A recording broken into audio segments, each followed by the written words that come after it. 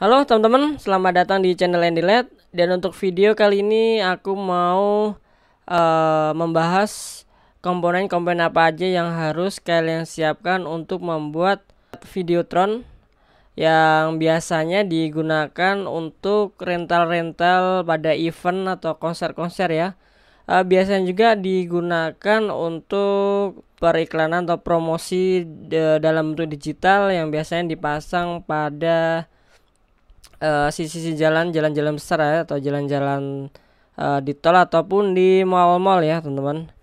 Jadi untuk kesempatan kali ini saya mau berbagi komponen apa aja yang harus kalian siapkan untuk membuat LED Videotron atau Videotron LED display. Dan untuk Videotron ini sebenarnya prinsipnya sama dengan yang biasa saya bikin, yaitu lampu LED running text. Cuman untuk Videotron ini ada beberapa komponen yang tidak digunakan atau tidak dipakai dalam pembuatan LED running text. Nah, jadi buat kalian yang penasaran atau pengen belajar bahan-bahan apa aja yang harus kalian siapkan, ikutin videonya di sini.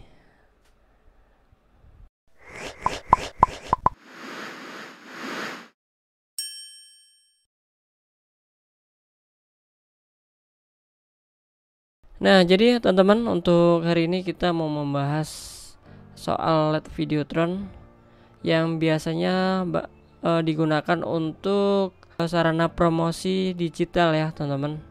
Nah, jadi untuk komponennya di sini sudah saya siapkan, atau alat-alat yang harus kalian siapkan untuk membuat sebuah Videotron. Sebenarnya untuk Videotron ini tidak jauh beda dengan LED running text yang biasa saya bikin ya, teman-teman. Dan untuk contohnya Videotron seperti ini. Jadi ini contoh Videotron nomor 1 seperti ini ya, teman-teman.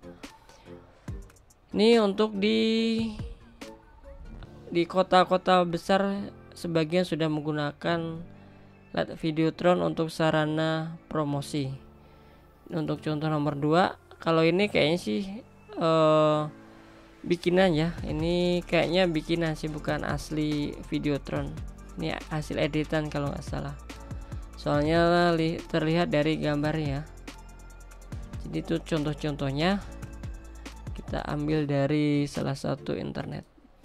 Jadi untuk yang pertama teman-teman harus siapkan bahannya, yaitu ini namanya kabinet yang biasanya kita menggunakan frame. Nah, jadi untuk frame-nya sendiri kalian harus bisa tentukan. Jadi untuk Videotron ini fungsinya untuk apa dulu ya, teman-teman. Jadi kalau kalian membuat Videotron dalam bentuk permanen, kalian bisa menggunakan frame biasa atau yang biasa digunakan untuk LED running text ya, teman-teman. Jadi seperti ini untuk frame biasa. Ini frame biasanya menggunakan hulu aluminium. Jadi seperti ini. Kalau ini permanen tidak bisa dibongkar pasang. Kalau mau dibongkar, yang pasti dia banyak melepasnya. Ini dalam bentuk permanen, jadi seperti ini. Dan untuk kabinet, nah untuk kabinet bentuknya seperti ini ya, teman-teman. Ini kabinet ada dua macam. Yang pertama yaitu model besi, ini besi ya, ini yang besi, dan ini yang aluminium. Ini enteng banget. Ya, beda dengan yang jenis besi. Dan untuk kabinet ini ada dua buah ukuran. Yang besi biasanya dia untuk outdoor 96 x 96 cm. Dan untuk yang aluminium ini ukurannya 64 x 64 cm. Jadi untuk model aluminium ini cocok buat dibongkar pasang seperti di event-event ataupun di konser, ataupun di stand-stand yang menggunakan sarana promosi yang berbentuk digital. Jadi seperti ini. Nah, jadi untuk komponen pertama yaitu frame, itu wajib karena untuk mengcover. Dan untuk komponen selanjutnya yaitu panel. Jadi di sini ada dua buah panel. Yang pertama di sini jenis LED-nya yang deep. Ini ukurannya 16 x 16. Ini panel yang bentuknya atau jenisnya yang lama ya, teman-teman. kebanyakan digunakan di outdoor, ini bentuk yang lama. Dan untuk yang modern dia bentuknya seperti ini menggunakan LED SMD dan ukurannya kebanyakan 16 kali 32 cm. Jadi untuk pixelnya teman-teman bisa sesuaikan. Biasanya untuk pixelnya sendiri untuk LED Videotron itu jadi P8, P5, P4, P3,5, P2,5 itu yang sering banget digunakan. Dan untuk komponen selanjutnya yaitu power supply. Nah, untuk power supply sendiri di sini menggunakan yang pasti 5 volt. Dan untuk ampernya kalian bisa tentukan ya, panel yang harus kalian gunakan itu berapa, dan untuk ampernya harus kalian sesuaikan dengan banyaknya panel. Karena untuk LED ini dia menggunakan minimal 4,8 volt dan maksimal 5 volt. Untuk ampernya kalian sesuaikan dengan panelnya. Jadi seperti itu. Dan yang di depan saya ini adalah power supply 40 ampere. Ini yang slim. Kalau saya seneng banget menggunakan power supply yang 5 volt yang slim ini ya, yang udah ada fan-nya, ini 60 ampere. Kenapa saya senang yang menggunakan ada kipasnya? Karena untuk meredup panas kalau dia over. Nah, jadi teman-teman untuk komponen selanjutnya harus kalian siapkan adalah controllernya. Jadi kalau untuk di running text itu namanya controller, dan di Videotron ini namanya receivernya ya teman-teman. Untuk receivernya di sini banyak jenisnya, bisa kalian sesuaikan dengan kebutuhan kalian. Contohnya di sini kita menggunakan Novastar. Di sini kalian bisa muat untuk 8 baris ke bawah ya teman-teman, dengan serinya DH418. Ini yang untuk Novastar. Ini juga Novastar MRV336. Ini teman-teman bisa muat dengan 12 baris ya teman-teman untuk panelnya. Jadi untuk portnya bisa kalian sesuaikan sendiri. Dan selain Novastar di sini juga ada namanya Huidu. Nah, Huidu ini serinya HDR501 dan bisa memuat sampai 12 baris juga ya teman-teman. Ada R516 juga. Jadi untuk jenisnya banyak macamnya juga ya teman-teman, bisa kalian sesuaikan entah itu Novastar, Huidu atau merek lainnya. Dan ini untuk controllernya atau receivernya.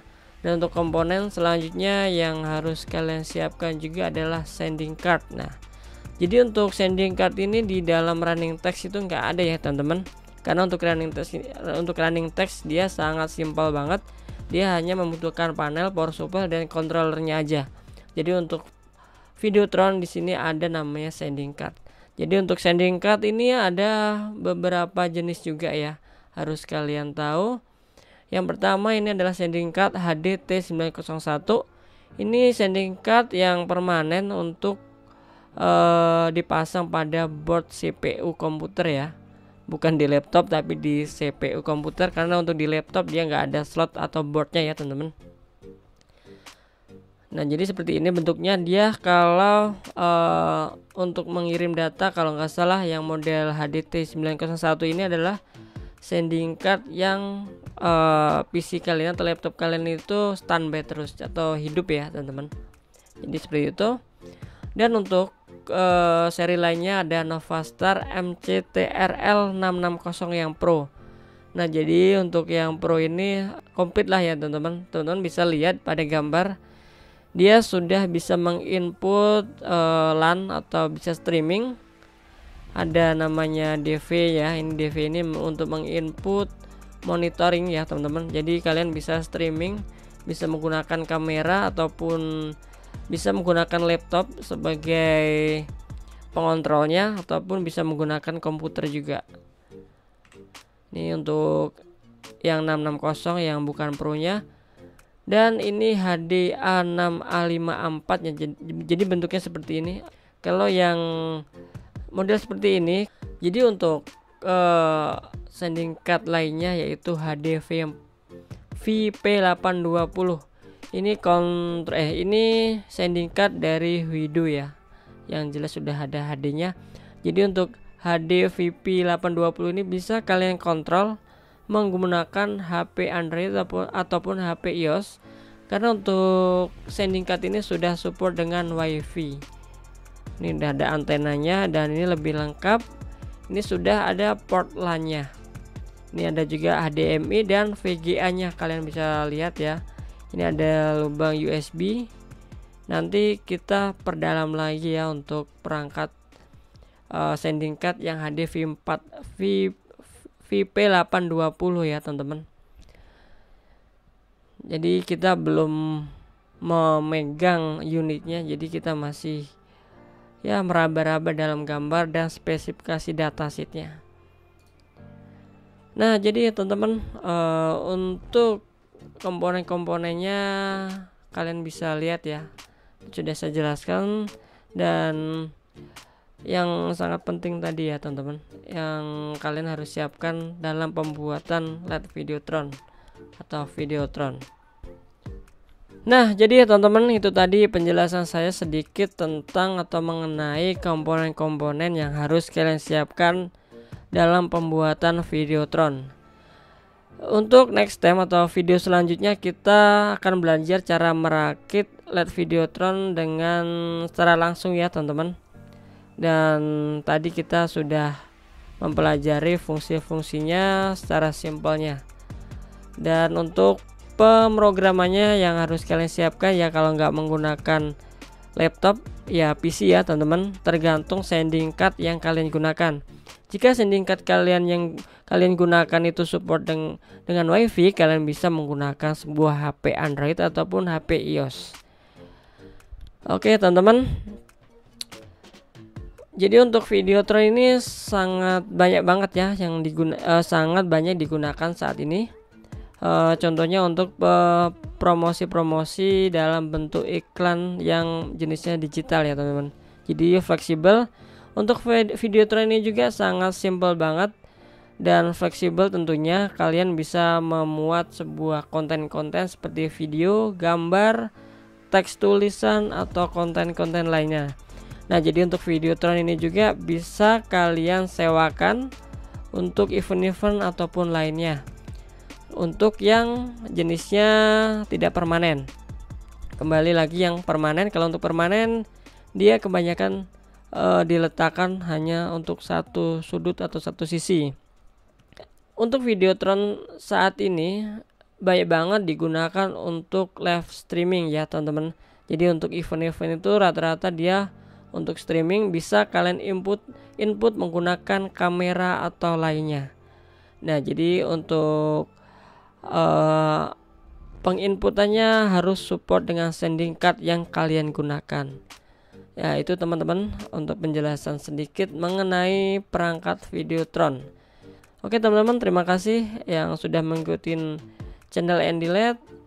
Buat kalian yang suka video ini silahkan klik like, dan jika video ini bermanfaat silahkan share sebanyak-banyaknya. Jika ada pertanyaan kalian bisa langsung komen di bawah ini. Oke teman-teman, nantikan video-video kita selanjutnya.